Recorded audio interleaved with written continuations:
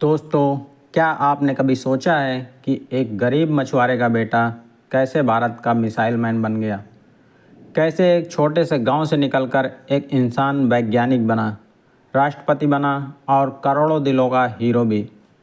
आज हम बात कर रहे हैं एक ऐसे इंसान की जो सादगी में भी महान था, जिसने सपनों को केवल देखा नहीं, उन्हें जिया।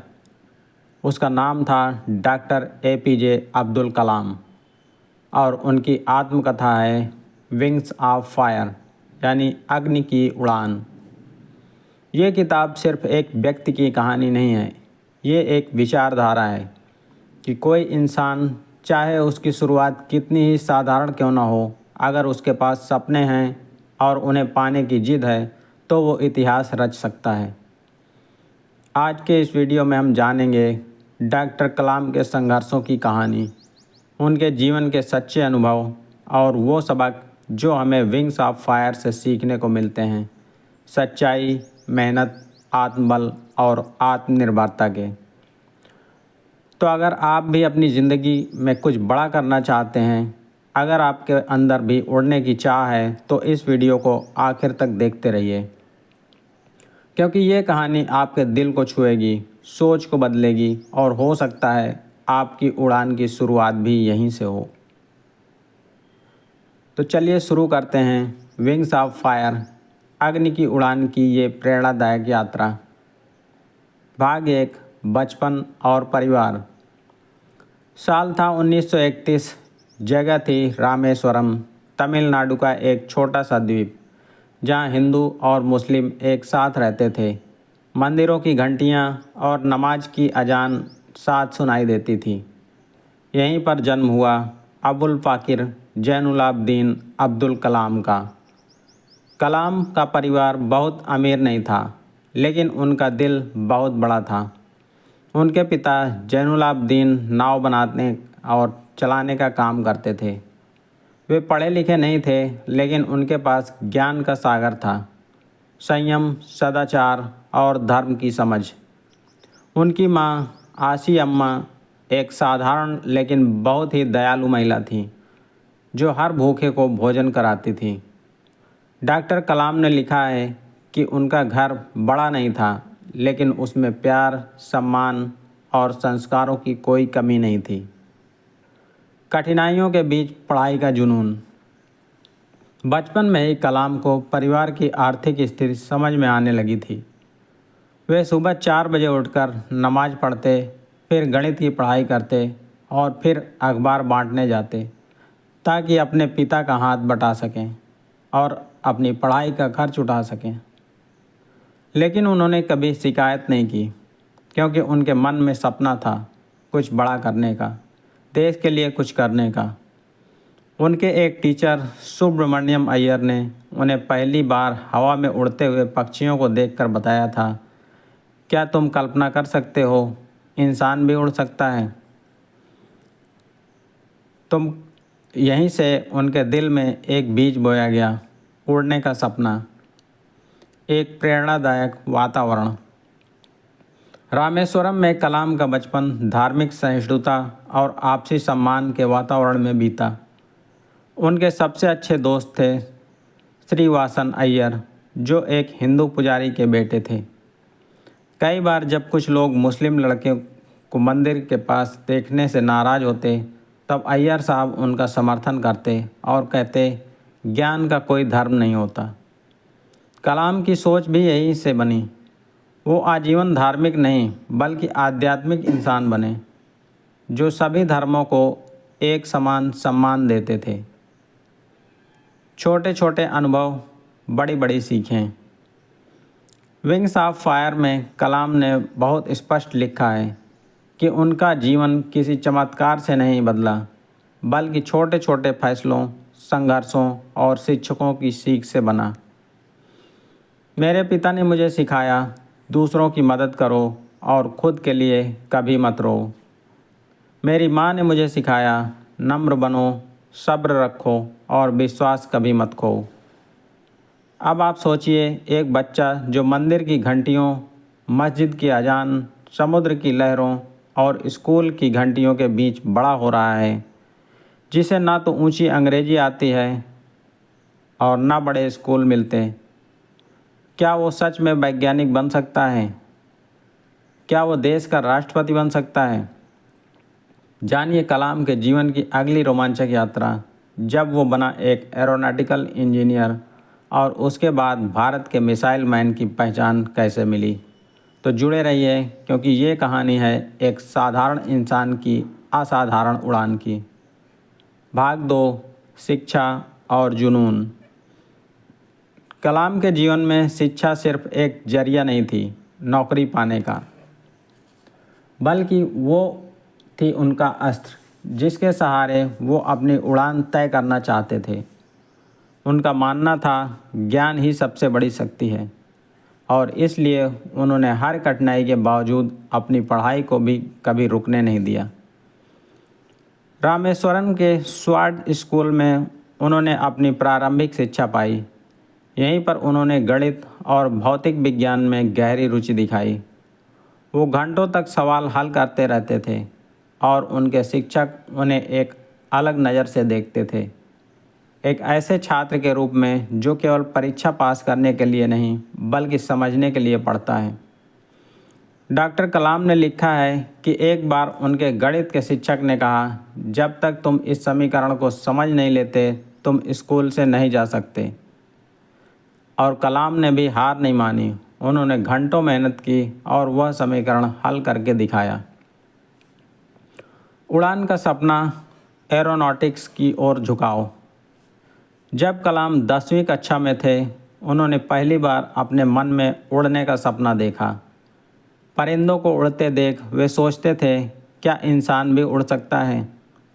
और फिर तय किया वो एरोनॉटिकल इंजीनियर बनेंगे। मुझे उड़ना था, आकाश को छूना था। मुझे पता था ये आसान नहीं होगा, लेकिन मैं जानता था नामुमकिन भी नहीं है। मद्रास इंस्टीट्यूट ऑफ टेक्नोलॉजी, सपनों की असली परीक्षा। अब बारी थी एक बड़े कदम की। उन्होंने प्रवेश लिया MIT यानी मद्रास इंस्टीट्यूट ऑफ टेक्नोलॉजी में। यहाँ पर दाखिला लेना उनके लिए आसान नहीं था, क्योंकि फीस बहुत ज़्यादा थी। पर उनके बड़े भाई ने ज़मीन गिरवी रख दी ताकि कलाम पढ़ सकें। कलाम ने इसे कभी नहीं भुलाया। वे कहते हैं, मेरे भाई का बलिदान मेरी सबसे बड़ी प्रेरणा है। MIT में उन्हें हवाई जहाज़ों के मॉडल बनाना, प्रोजेक्ट डिज़ाइन करना और समस्याएं सुलझाना बेहद पसंद था। लेकिन एक बार उनका एक प्रोजेक्ट समय पर पूरा नहीं हो पाया। तब उनके गाइड प्रोफेसर श्रीमन नारायणन ने उन्हें डांटा और कहा, अगर तुम 3 दिन में इसे पूरा नहीं कर सकते तो मैं तुम्हारी स्कॉलरशिप रद्द कर दूंगा। कलाम ने 3 दिन तक दिन रात मेहनत की और समय से पहले प्रोजेक्ट पूरा कर दिखाया। मैंने जाना, अगर कोई मुझसे उम्मीद करता है तो मुझे खुद से उससे कहीं ज़्यादा उम्मीद रखनी चाहिए। रिजेक्शन से रिजॉल्व तक, IAF में विफलता, DRDO में शुरुआत। डिग्री पूरी होने के बाद कलाम ने इंडियन एयरफोर्स में पायलट की नौकरी के लिए आवेदन दिया। उन्होंने अंतिम दौर तक पहुंचकर भी टॉप 8 में जगह नहीं बना पाए और रिजेक्ट हो गए। वो बहुत दुखी हुए, पर टूटे नहीं। उन्होंने इसे अपनी नियति का इशारा समझा कि शायद उनका रास्ता उड़ना नहीं, उड़ाने वालों के लिए उड़ान बनाना है। इसके बाद उन्होंने DRDO यानी defence research and development organisation में वैज्ञानिक के तौर पर काम शुरू किया, और वहीं से उनके असली करियर की उड़ान शुरू हुई। अब सोचिए दोस्तों, एक युवा जिसने अपने बचपन में पक्षियों को उड़ते देखा, जिसे पायलट बनने से रोका गया, क्या वो अब खुद उड़ नहीं सकता था? क्या वो सिर्फ विज्ञान में रहकर देश के लिए कुछ बड़ा कर पाएगा? जानिए अगले भाग में कैसे DRDO से निकलकर कलाम पहुँचे इसरो, और वहाँ उन्होंने वो कर दिखाया जो आज तक भारत के इतिहास में मिसाइल क्रांति के नाम से याद किया जाता है। अग्नि की उड़ान की अगली उड़ान में आपसे फिर मिलेंगे। तब तक जुड़े रहिए, क्योंकि यह कहानी सिर्फ जीवन नहीं बदलती, सोच बदल देती है। भाग 3, इसरो और अग्नि मिसाइल प्रोजेक्ट। जिस समय भारत तकनीकी रूप से विकसित राष्ट्रों से कई दशक पीछे था, उस समय एक साधारण वैज्ञानिक ने सपनों की ऊंचाई नापनी शुरू की। नाम था अब्दुल कलाम, जगह थी इसरो और मिशन था भारत को अंतरिक्ष में अपनी पहचान दिलाने का। इसरो में शुरुआत, टीम भावना और विज्ञान का समर्पण। कलाम DRDO में काम कर ही रहे थे, तभी उन्हें इसरो में स्थानांतरित कर दिया गया। यहीं से शुरू होती है भारत के पहले satellite launch vehicle SLV project की यात्रा, और उनकी कमान सौंपी गई अब्दुल कलाम को। SLV यानी सैटेलाइट लॉन्च व्हीकल, वो रॉकेट जो भारत के पहले स्वदेशी सैटेलाइट को अंतरिक्ष में पहुंचाएगा। इसका नाम रखा गया SLV-3। पर यह रास्ता सीधा नहीं था, ना तो संसाधन थे ना अनुभव, लेकिन कलाम की टीम में था जुनून, विश्वास और वैज्ञानिक समर्पण। SLV-3 की पहली असफलता और दूसरी ऐतिहासिक सफलता। पहली बार 1979 में जब SLV-3 लॉन्च किया गया तो कुछ तकनीकी कारणों से वो समुद्र में गिर गया। पूरा देश निराश हुआ, लेकिन कलाम टूटे नहीं। उन्होंने अपनी टीम को डांटने के बजाय ढांढस बंधाया और कहा, हम असफल नहीं हुए हैं, हमने सीखा है। और फिर 18 जुलाई 1980 को भारत ने इतिहास रच दिया। SLV-3 ने रोहिणी 1 सैटेलाइट को सफलतापूर्वक अंतरिक्ष में स्थापित कर दिया। ये भारत का पहला स्वदेशी रॉकेट था और कलाम बन गए भारत के रॉकेट मैन। DRDO में वापसी और अग्नि परीक्षा। इस ऐतिहासिक सफलता के बाद कलाम को एक नई चुनौती सौंपी गई, भारत को आत्मनिर्भर बनाने की। Integrated guided missile development programme यानी IGMDP का नेतृत्व। अब वो लौटे DRDO में, पर अब एक मिशन के साथ, भारत को मिसाइल शक्ति बनाना। इस कार्यक्रम के तहत 5 प्रमुख मिसाइलें विकसित की गईं: पृथ्वी, त्रिशूल, आकाश, नाग और सबसे महत्वपूर्ण अग्नि मिसाइल। अग्नि का मतलब होता है एडवांस्ड गाइडेड न्यूक्लियर इनिशिएटिव, और यह भारत की पहली लंबी दूरी की बैलिस्टिक मिसाइल थी। अग्नि का परीक्षण, देश की वैज्ञानिक आत्मनिर्भरता की जीत। 1989 में कलाम और उनकी टीम ने अग्नि का सफल परीक्षण किया। ये केवल एक मिसाइल का परीक्षण नहीं था, ये भारत की आत्मनिर्भरता, सुरक्षा और वैज्ञानिक क्षमता की घोषणा थी। अब दुनिया ने भारत को एक मिसाइल शक्ति के रूप में स्वीकार किया। जब अग्नि मिसाइल आसमान में गई तो मेरे अंदर भी कुछ उड़ गया। वो था डर, असफलता और संकोच, और रह गया केवल आत्मविश्वास। नेतृत्व का नया रूप, कलाम का इंस्पिरेशनल स्टाइल। कलाम कभी बॉस की तरह नहीं, हमेशा टीम लीडर की तरह काम करते थे। वो कहते थे, सफलता का श्रेय टीम को दो और असफलता की जिम्मेदारी खुद लो। यही वजह थी कि युवा वैज्ञानिक उन्हें आदर से कलाम सर नहीं, कलाम मिशन कहते थे। अब आप सोचिए, एक इंसान जिसने SLV-3 और अग्नि जैसी मिसाइलों से देश को दुनिया की मिसाइल ताकतों की कतार में खड़ा कर दिया, क्या अब उसका सफ़र पूरा हो गया था? क्या कलाम सिर्फ एक वैज्ञानिक थे? जानिए अगले भाग में, जब कलाम बने युवाओं के मार्गदर्शक, बने भारत के राष्ट्रपति, और जाने उनके विचार जो हर छात्र, युवा और नेता को दिशा दिखाते हैं। अग्नि की उड़ान की प्रेरणादायक यात्रा में जुड़े रहिए, क्योंकि असली उड़ान अभी बाकी है। भाग 4, गुरु और मार्गदर्शक। जब कोई व्यक्ति अपने जीवन में ऊंचाइयों को छू लेता है तो वहाँ रुकता नहीं, बल्कि दूसरों को भी उड़ना सिखाता है। डॉक्टर एपीजे अब्दुल कलाम भी ऐसे ही थे। एक वैज्ञानिक से आगे बढ़कर वो बन गए युवाओं के मार्गदर्शक, एक सच्चे गुरु। शिक्षा के लिए समर्पण एक मिशन। कलाम मानते थे भारत का भविष्य क्लासरूम में लिखा जाता है। उनका सपना था हर बच्चा न सिर्फ पढ़े बल्कि सपना देखे और उस सपने को साकार करे। उन्होंने लाखों बच्चों को संबोधित किया, स्कूलों, कॉलेजों, यूनिवर्सिटीज़ में घूमे और एक ही बात कहते रहे, सपने वो नहीं जो आप सोते वक्त देखते हैं, सपने वो हैं जो आपको सोने नहीं देते। वो छात्रों को कभी प्रवचन नहीं देते थे बल्कि प्रश्न पूछते थे, उन्हें सुनते, समझते और कहते, कभी अपने आप पर शक मत करना क्योंकि तुम इस धरती पर किसी मकसद से आए हो। महान गुरुओं से मिली प्रेरणा। कलाम का मानना था गुरु केवल वो नहीं होता जो किताब पढ़ाए, बल्कि वो होता है जो जीवन जीना सिखाए।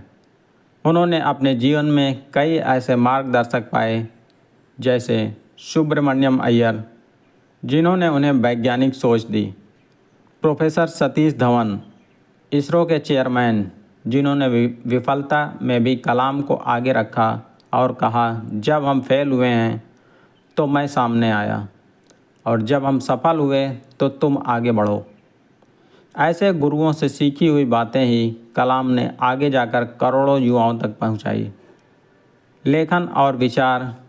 एक लेखक के रूप में कलाम। विंग्स ऑफ फायर केवल एक आत्मकथा नहीं है, ये एक जीवंत मार्गदर्शन है। कैसे असफलता से सीखकर सफलता पाई जा सकती है। इस पुस्तक में उन्होंने अपने जीवन की हर हार को एक सीख में बदला। उन्होंने कहा अगर हम असफल होते हैं तो हमें दोष नहीं देना चाहिए, हमें सीखना चाहिए। उनकी लिखी किताबें जैसे इग्निटेड माइंड्स, माई जर्नी और इंडिया 2020 आज भी युवाओं की सोच बदलने में काम कर रही हैं। विज्ञान और आध्यात्म। कलाम का संतुलन। कलाम केवल वैज्ञानिक नहीं थे, वो एक आध्यात्मिक वैज्ञानिक थे। वे भगवत गीता पढ़ते थे, कुरान की आयतें जानते थे और बाइबल का सम्मान करते थे। वो कहते थे ज्ञान की कोई जात, धर्म या सीमा नहीं होती, वो हर किसी का अधिकार है। उनके कमरे में विज्ञान की किताबों के साथ साथ तुलसीदास की रामचरितमानस भी थी। कलाम सर बनाम डॉक्टर कलाम। हजारों छात्रों ने उन्हें सर कहा, लाखों ने प्रेरणा माना, लेकिन कलाम ने खुद को कभी ऊंचा नहीं समझा। वो आजीवन एक विद्यार्थी बने रहे। उन्होंने कहा मैं जहाँ जाता हूँ वहाँ कुछ सिखाता नहीं बल्कि कुछ सीख कर लौटता हूँ। अगर सोचिए, एक वैज्ञानिक जो मिसाइलें बनाता है, एक लेखक जो प्रेरणा देता है, एक गुरु जो छात्रों में सपने भरता है, क्या ऐसा व्यक्ति केवल क्लासरूम तक सीमित रह सकता है? जानिए अगले भाग में, जब देश ने उन्हें राष्ट्रपति भवन तक पहुंचा दिया, कैसे मिसाइल मैन बना पीपल्स प्रेसिडेंट, कैसे राजनीति के बीच भी उन्होंने छात्रों को कभी नहीं छोड़ा, और क्या हुआ जब उन्होंने अंतिम भाषण देते हुए अपनी अंतिम सांस ली। जुड़े रहिए अग्नि की उड़ान की अंतिम और सबसे भावनात्मक उड़ान के लिए, क्योंकि यह कहानी अब एक मिशन बन चुकी है। भाग 5, आध्यात्म और जीवन दर्शन। हर बड़ा वैज्ञानिक अंदर से एक दार्शनिक भी होता है, और जब बात डॉक्टर एपीजे अब्दुल कलाम की हो तो विज्ञान और आध्यात्म एक साथ चलने लगते हैं। उन्होंने मिसाइलें बनाई, लेकिन साथ ही मन की उड़ान को भी दिशा दी। उनके लिए जीवन सिर्फ सफलता नहीं, साधना था। विज्ञान और आध्यात्म का संगम। डॉक्टर कलाम कहते थे विज्ञान बाहरी दुनिया को जानने का माध्यम है और आध्यात्म भीतर की। उनकी आत्मकथा विंग्स ऑफ फायर में वो स्पष्ट रूप से लिखते हैं कि जीवन में वैज्ञानिक सोच रखने के साथ साथ आत्मा का ज्ञान भी जरूरी है। मैं विज्ञान से प्रभावित हूँ, लेकिन मेरी आत्मा आध्यात्म से जुड़ी है। वो भगवत गीता के गहरे अध्येता थे, लेकिन साथ ही कुरान, बाइबल और थिरुकुरल यानी तमिल ग्रंथ से भी उन्होंने ज्ञान लिया। प्रकृति से गहरा जुड़ाव। कलाम घंटों समुद्र के किनारे बैठकर लहरों की आवाज़ें सुनते थे, पक्षियों की उड़ान देखते थे, क्योंकि उनके अनुसार प्रकृति सबसे बड़ा शिक्षक है। वो कहते थे, पेड़ हमें निस्वार्थ सेवा सिखाते हैं, नदी बहते रहना सिखाती है और आकाश हमें ऊंचाई की याद दिलाता है। धर्म से परे इंसानियत का संदेश। डॉक्टर कलाम का जीवन इस बात का उदाहरण था कि धर्म इंसानों को बांटने नहीं, जोड़ने के लिए होता है। उन्होंने अपने करीबी दोस्तों में एक पंडित, एक मौलवी और एक पादरी को स्थान दिया था। वो कहते थे, मैं एक मुस्लिम परिवार में जन्मा, लेकिन मेरा दिल हर धर्म की करुणा और ज्ञान से जुड़ा है।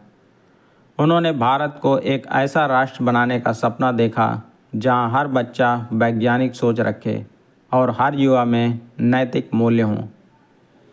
अंतर्मन की डायरी, आत्ममंथन की आदत।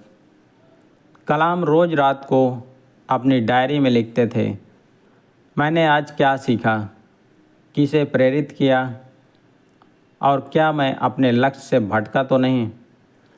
ये प्रश्न उन्होंने खुद से प्रतिदिन पूछे। वे मानते थे, अगर आप हर दिन आत्मनिरीक्षण करें तो आप कभी अपने रास्ते से नहीं भटकेंगे। कलाम के कुछ अनमोल विचार जो जीवन की दिशा बदल देंगे।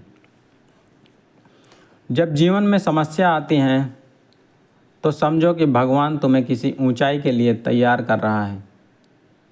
जीवन एक परीक्षा है और हर असफलता एक अगला प्रयास मांगती है।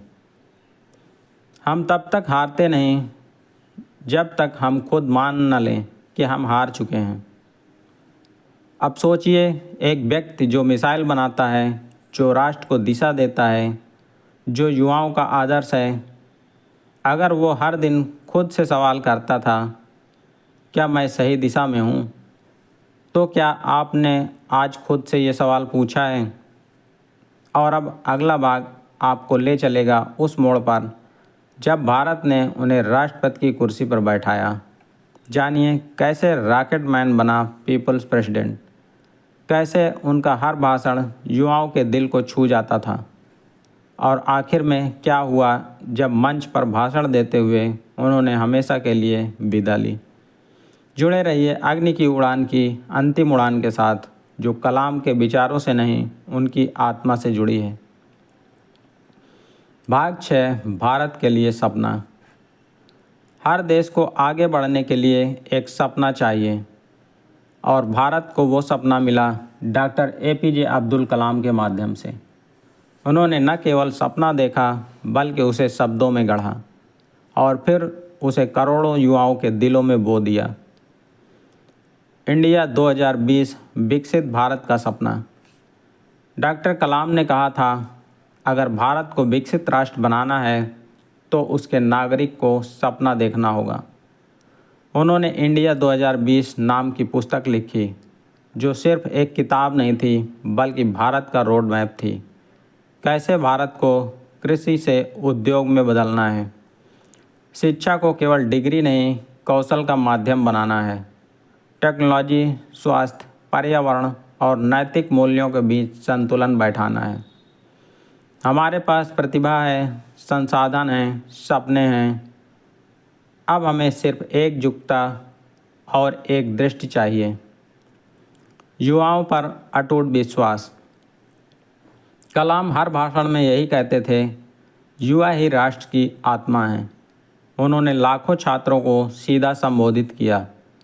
वो पूछते थे, तुम क्या बनना चाहते हो, डॉक्टर, इंजीनियर या इतिहास? और फिर कहते, जो इतिहास पढ़ते हैं वो जानकार बनते हैं, लेकिन जो इतिहास बनाते हैं वो प्रेरणा बनते हैं।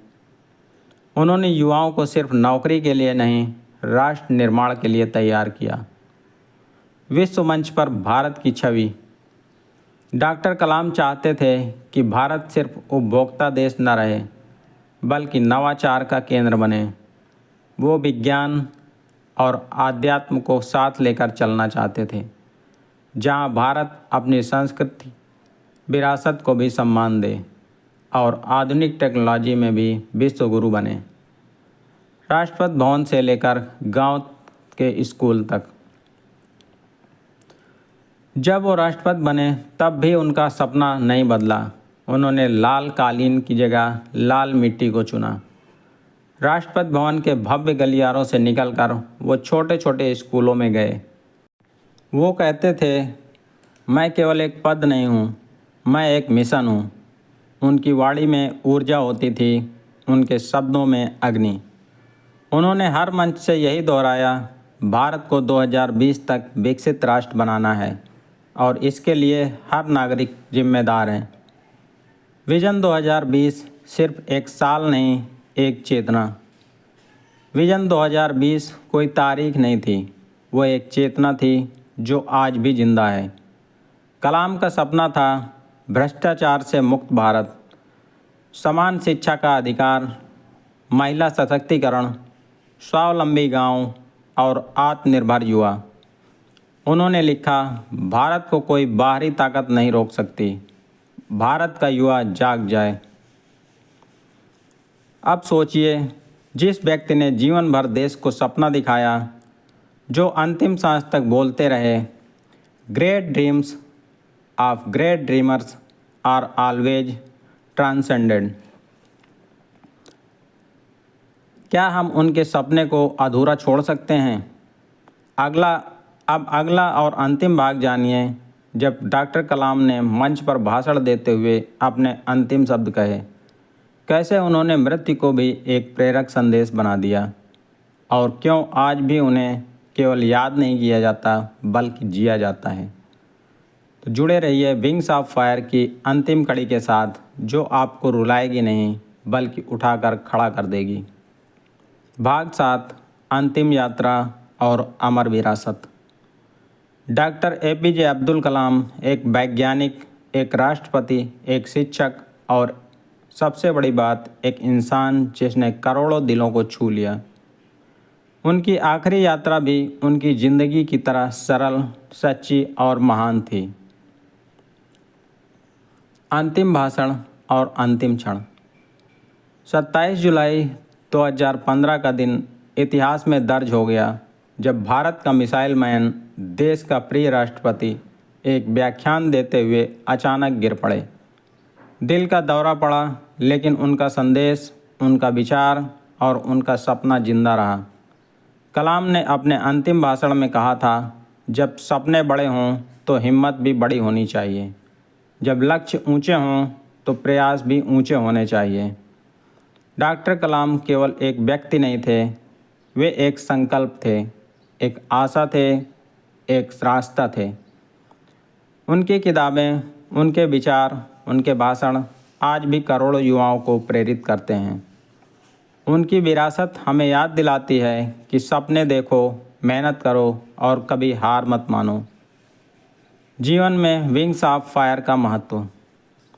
यह पुस्तक केवल आत्मकथा नहीं बल्कि एक जीवन दर्शन है।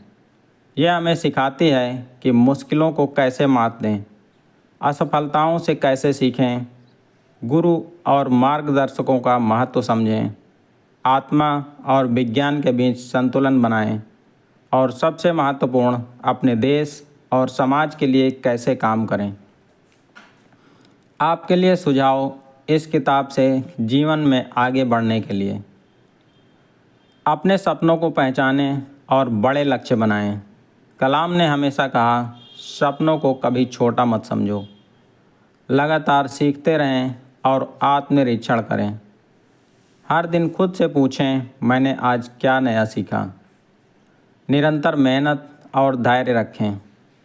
सफलता रातों रात नहीं आती, पर प्रयास जरूर रंग लाते हैं। अपने गुरु और मार्गदर्शक से सीखने को तैयार रहें। एक अच्छा गुरु आपकी ज़िंदगी बदल सकता है।